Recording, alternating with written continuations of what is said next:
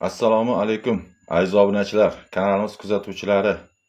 Bugun biz sizlar bilan birgalikda, xudo xolasa, oddiygina varaqqa deymizmi, o'shani tayyorlaymiz. Bizga kerakli bo'ladigan mahsulotlarimiz, unimiz kerak bo'ladi. 3 ta piyola un elab oldik. 1 piyolada qatig'imiz kerak bo'ladi. 1 dona tuxum va bitta choy qoshiqda razlik litr kerak bo'ladi. Kartoshkamiz 1,5 kilo, o'sha yangi kartoshkadan qaynatishga qo'yamiz hozir buni. Birinchi o'rinda bu qaynab chiqquncha xamirimizni tayyorlab olamiz. Demak, ishimizni bismillahir-rohmanir-rohim deb kartoshkamizni mana yuvib, suv quyib qo'ydik. Hozir gazimizni yoqib buni qaynatishga qo'yamiz va xamirimiz qilishdan davom etamiz. Demak, xamirimizni qorib olamiz. Unimiz o'rtasini, elam olgan unni o'rtasini ochib olamiz. 1 dona tuxum ishlatamiz. Un bilan birga razlik tilimizni ham solib olamiz.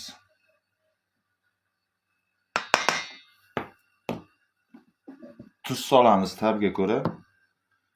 Bitta osh qoshiq, choy qoshiqda to'la tuz solamiz.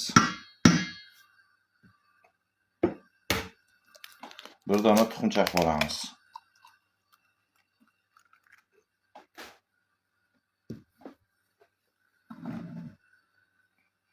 Tuzimizni ham solamiz tabga ko'ra. Qatig'imizni.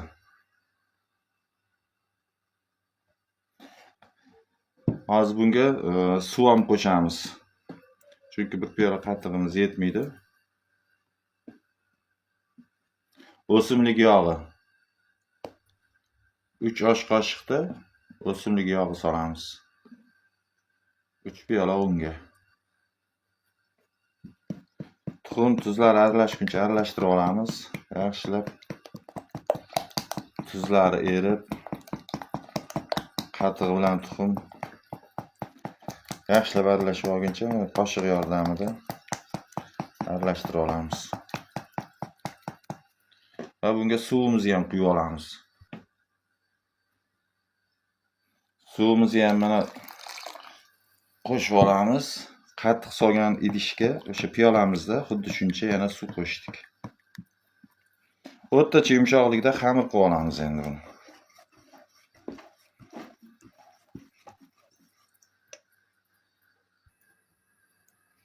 Azizlar, mana xamirimizni yumshoqqina qilib shu tarzda xamir qorib oldik. Endi buni salafan paket bilan ustini yopib qo'yamiz.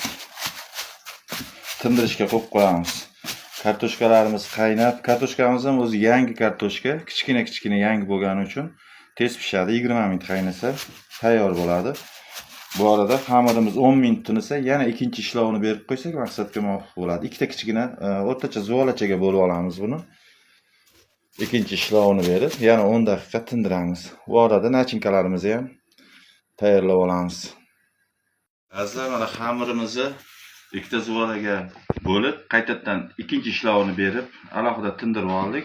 Bu arada mana kartoshkalarimizni qaynatib, po'stini artib, tozalab oldik va 2 bosh piyozni hozir mayda qilib to'g'rab olamiz. Bu arada tovamizga yog'ni qo'yib qo'ydik.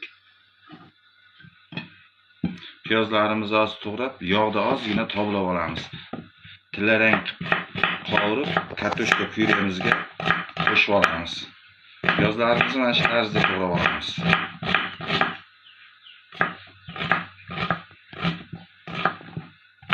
Tovamizga 3 osh qoshiqda o'simlik yog'i quyib qizdirishga qo'yib qo'ydik. Piyozlarimizni to'g'rab oldik. Mana endi skotga solib qovurib olamiz.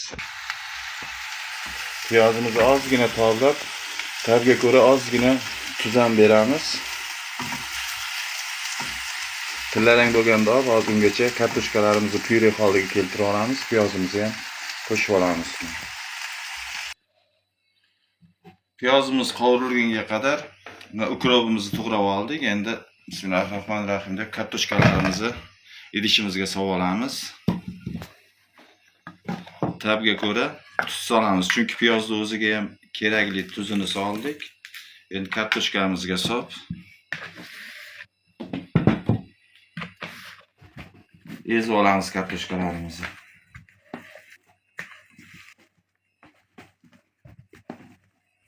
Hozir bunga piyozimiz, ukropimizni qo'shib olamiz. Yoqtirgan ko'katingizni har qandayini qo'shishingiz mumkin. Kashnich qo'shasiz, ko'k piyoz qo'shsangiz ham yaxshi.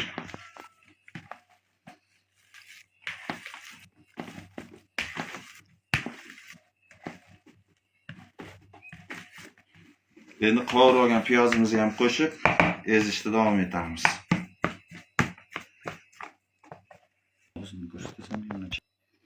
Endi yog'i bilan birgalikda piyozimizni ham qo'shib olamiz.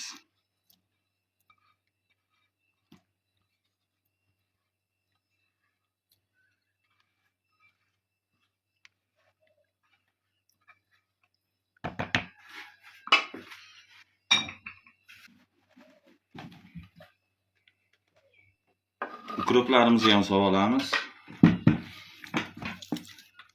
Hammasini birgalikda bir xil massaga kelguncha aralashtirib olamiz. Tuzlari me'yorida bo'ldi. Pyuremizni tayyorlab qo'yib, xamirimizni yoyishga o'tamiz keyin. Xamirlarimiz tinib tayyor bo'ldi chunki.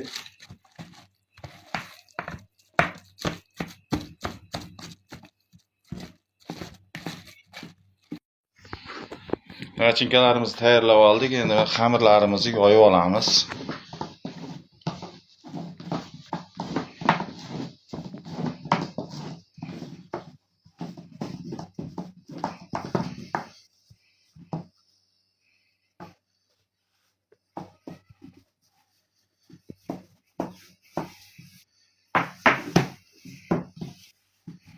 Bir tekis qilib yoyamiz. O'ta qalin ham qilmaymiz, o'ta yuqa ham qilib yubormaymiz. Xamirlarimizni yoyib oldik, endi kesib olamiz.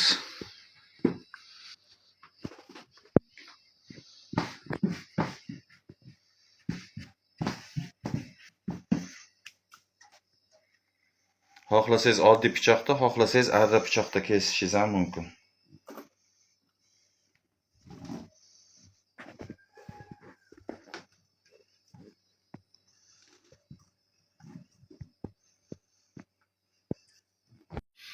O'rtasidan kesib olganimizdan keyin mo'ljalini olamizda, bunday kesib, bu yog'ini ham tugish holiga, mana shu holatda tugamiz, shuning uchun shuni mo'ljalini olib kesib olamiz har bitta xamirimizni.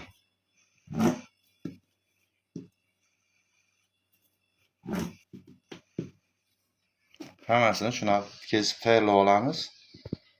Qiymamizni solib keyin tugib olamiz.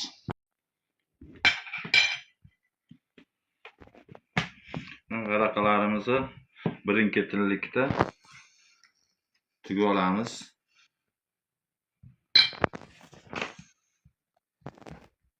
Chekalarini yopishtirib qo'yamiz. O'rtasini ozgina bosib, mana hozir bu yoqda anchasini tugib qo'ydim.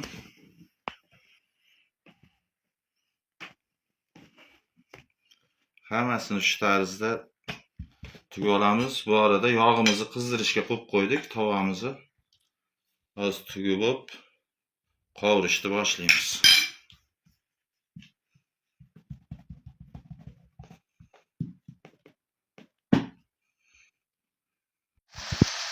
Yog'larimiz qizidi, mana birin-ketinlik bilan varaqlarimizni ikki tomonini qizartirib olamiz, tez bo'ladi. Chunki ichi nachinkalar yaxshi pishgan, xamirimiz ham o'ta qalin emas. Tezgina pishib oladi. Hammasini birin-ketinlikda shu tarzda pishirib olamiz.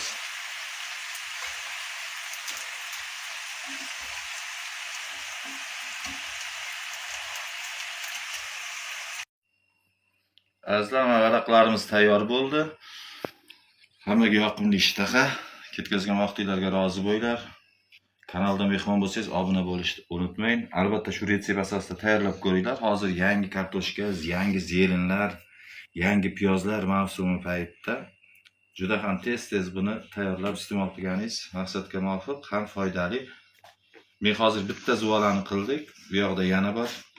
Yana pishyapti. Syomka cho'zilmasin deb ikkinchi zuvalamiz qoldi hali. Juda ham barakali bo'lib chiqadi. Sog' bo'linglar, salomat bo'linglar. Keyingi videoroliklarda ko'rishguncha xayr.